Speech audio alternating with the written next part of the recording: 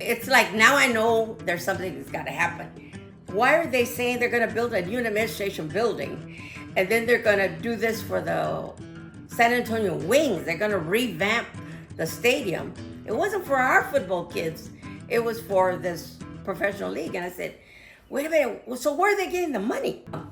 So I said, okay, I'll get a copy of the budget. Yeah, no big deal, right? So I called Dr. Harold Hitt, his office, and I asked the lady, and she says, and what is this for? I said, we want to look at the budget. Well, Dr. Hitt is saying this is not public yet because it's only proposed. And I said, well, if it's proposed, I want to see what you're proposing. They said, well, right now I can tell you it's no. So I'm like thinking, there's always something. So I called Ernie and I said, Ernie, they won't give me a copy of the budget, but I know that the tax money goes to the bank, main bank and trust. I said, I'm gonna call over there and ask the bank president. Cops had a big action on Frost Bank years back. And when we didn't get their attention, we would take 200 or 300 people to the bank to get a response. He says, good idea. So I called the Main Bank and Trust, and I said, I want to talk to the president. I said, all we do is we want a copy of the budget.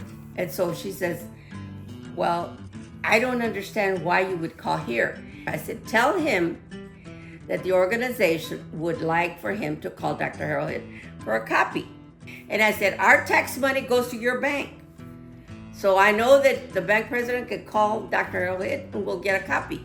Now, if we don't get it, tell him I'm going to bring 300 people over to the bank on Monday morning.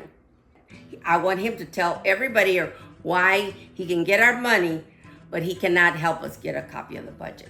And at that time, I was working for the military. The colonel, who was my boss, calls the meeting. I was a stenographer, so I'm taking notes of the meeting.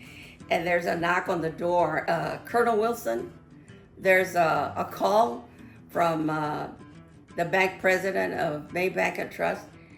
And the colonel says, I don't know the bank president. And he says, no, sir, not for you, for Miss Cortez.